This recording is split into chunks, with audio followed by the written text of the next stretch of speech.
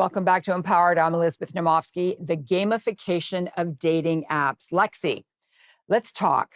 Can gamification improve the success rate of matches in relationships formed through dating apps? So I would say yes and no. I think that it definitely gives us more access to people because we're focusing on getting that quantity, getting those engagements, having people be more addicted, quote unquote, to the app. You're seeing more people, but is that fostering a genuine connection? That's where the research might say no. But there are ways that gamification can be beneficial. So, I was thinking when you look at romance scams, you start getting addicted to the person who tells you that they love you 20 times a day. And this is how this relationship gets fostered, right? Because, the dopamine just starts going crazy. And, you keep thinking, I love listening to someone tell me how much they love me. Does the same thing happen with dating apps when, you have a connection and as you said, it's gamified and all of a sudden now there's not just one person who is very interested in you, but you've got two, three, or four other people. Like, how does that affect you? I think that honestly can be more of a negative, especially if you actually talk to people who are interested in finding a long lasting partner on dating apps. Prioritizing that quantity and having a million matches and a million people getting back to you can actually make it feel a bit superficial. And then it kind of decreases that genuine connection that you want because you know you'll always have options. You can always go back and get more. So realistically, like what's the rush? I might as well just keep using this and keep having it when really you shouldn't want to rush. You should probably want to get rid of the app and get out there and be with your person. So I know that we touch upon ethical concerns with using gamification in dating apps. Is there anything else that you wanted to add to that?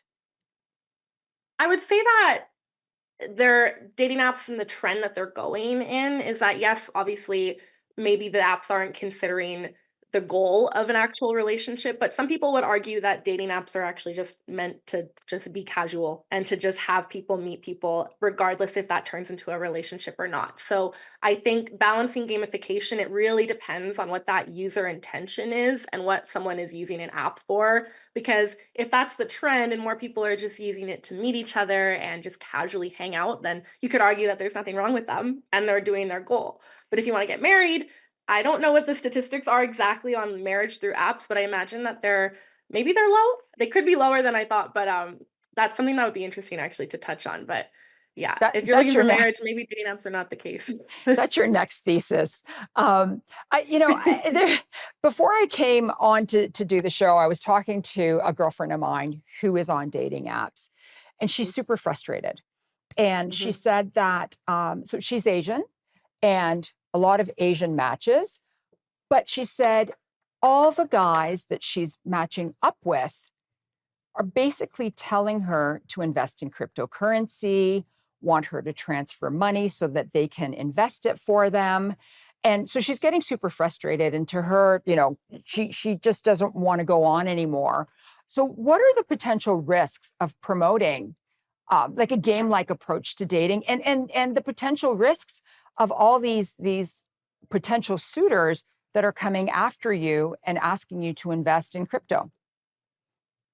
I think you really touched on a good point, and we actually call that risk emotional detachment. So, in my research, when you're actually using an app and you're at the point where you're so overwhelmed with it, you just put it away. You're emotionally detached, and that's exactly what we don't want through dating apps. We want you to feel attached and connected to the person and to the conversation. But unfortunately, when there's just too much, it's so easy to just feel overwhelmed and walk away from it. So I relate to that because I've had that experience, that exact experience in dating and on the app. So I know exactly what your friend is going through. So let me ask you then the next level. Is there such a thing as dating app fatigue?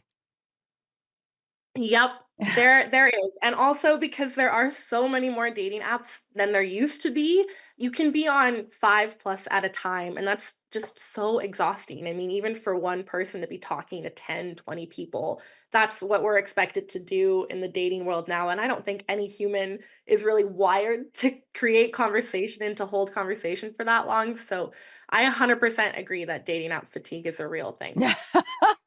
So when we come back from the next commercial break, I want to talk about dating apps and balancing gamification and fostering genuine, meaningful relationships, because I think too many people are just focused on their phones, and we need that whole genuine in person. So don't go away. We'll be right back with more information on gaming apps, dating apps.